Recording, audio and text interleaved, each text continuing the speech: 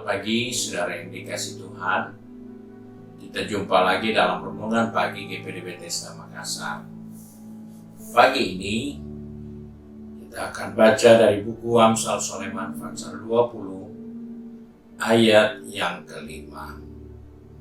Firman Tuhan berkata sebagai berikut.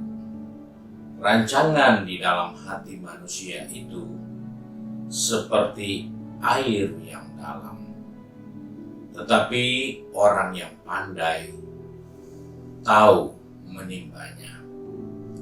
Puji Tuhan, Salomo mengingatkan kepada kita sebagai orang-orang percaya bahwa sesungguhnya dalam hati manusia ada banyak kemampuan, ada banyak rancangan, ada banyak hal yang ada di dalam hati manusia. Dikatakan banyaknya itu tersembunyi di dalam air yang sangat dalam. Tidak mudah mengangkat dan mengeluarkan semua rancangan, semua hal, semua kemampuan yang ada dalam hati manusia. Karena itu di sini kita melihat bahwa meskipun rancangan itu banyak, walaupun nasihat itu banyak, walaupun hal-hal yang baik itu banyak, tetapi tidak banyak orang menggunakannya.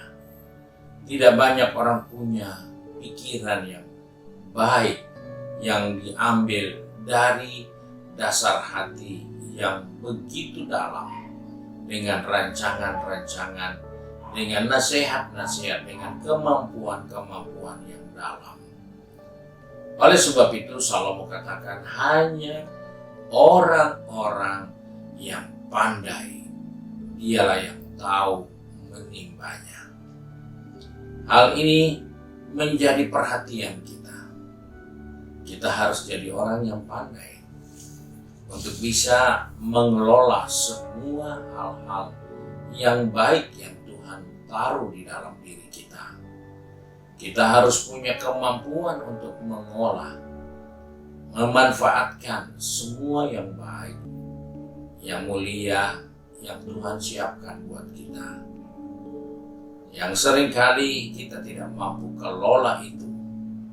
Dan karena kita tidak menyadari semua itu sesungguhnya ada di dalam hati kita. Karena Salomo pun berkata, Allah menciptakan manusia untuk kekekalan. Namun manusia tidak tahu dari awal sampai akhirnya. Begitu dalam hal yang ditaruh Tuhan di dalam manusia yang disiapkan untuk kekekalan. Sebab itu manusia perlu pandai. Manusia perlu bijaksana, manusia perlu hikmat untuk tahu mengeluarkan semua itu, menimbah semua itu. Dan kita bisa melihat sejak Allah menciptakan manusia, terjadi suatu peristiwa yang tidak nyaman di bumi. Dua orang bersaudara, Kain dan Habil. Mereka beribadah kepada Tuhan. Namun ada hal yang tidak disadari oleh Kain. Dia tidak sadar bahwa dia sudah melakukan sesuatu yang sebenarnya tidak perlu dia lakukan. Dan hal itu dapat dilihat dari bacaan Alkitab. Bahwa ketika Kain persembahannya tidak diterima, maka yang terbaca pertama dari pihak Tuhan melalui raut wajah Kain. Mengapa mukamu muram dan hatimu panas? Di sini kita melihat bahwa yang dari dalam kita bisa terbaca di wajah kita. Apa yang ada dari dalam hati kita bisa dibaca melalui wajah kita, raut wajah kita. Kalau hati kita panas, maka muka kita pasti muram. Yang kedua, melalui perkataan.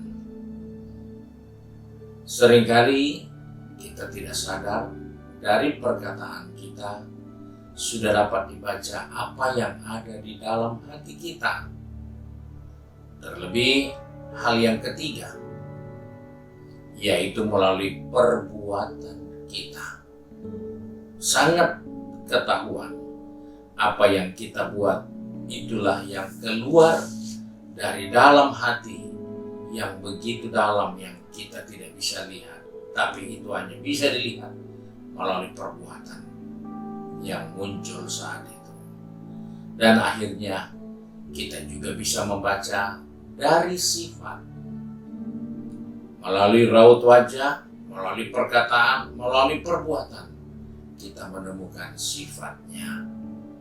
Dan akhirnya dapat pula dibaca dari raut wajah, perkataan, perbuatan, sifat, maka kita tahu tujuan hidupnya.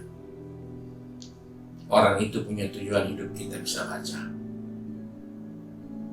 Karena dia bukan mempersiapkan hidup yang berbahagia, hidup yang kekal, tapi dari raut wajah, perkataan, perbuatan, sifat menunjukkan tujuan yang kita sudah tahu. Apa tujuan hidupnya? Dan makin jelas tujuan hidup itu akan membangun hubungan. Ini hal yang harus kita perhatikan, bahwa Tuhan menaruh rancangan yang banyak di dalam hati manusia, seperti air yang dalam. Tetapi hanya orang-orang yang pandai yang tahu menimbanya, yang tahu mengelolanya, yang tahu memanfaatkannya. Dan kita bisa lihat bahagian yang saya katakan tadi, ada 6 hal. Melalui raut wajah, melalui perkataan, melalui perbuatan, melalui sifat. Dan kita temukan tujuan hidup. Dan melalui hubungan-hubungan yang mereka bangun. Ini yang harus menjadi perhatian bagi kita, karena kita sendiri tidak tahu, hati kita begitu dalam, dan di dalamnya ada banyak rancangan, ada banyak keinginan, ada banyak hal-hal yang kita belum bisa lihat. Tapi hanya orang-orang yang pandai, yang tahu mengeluarkannya itu dari hati kita. Kiranya Tuhan menolong kita, supaya kita diberi hikmat untuk mengambil hal-hal yang baik yang Tuhan sudah taruh dalam hati kita untuk kekekalan, untuk kita kembangkan dalam kehidupan kita. Jangan kita ambil hal-hal yang buruk untuk kita jadikan bagian dan gaya hidup kita. Itu dibuang saja, karena tidak berguna, tidak ada manfaatnya. Kiranya Tuhan menolong kita. Mari kita satu dalam doa. Kembali pagi ini Bapa di surga mengingatkan kepada kami bahwa ada begitu banyak rancangan dalam hati kami yang kami sendiri tidak sadarinya.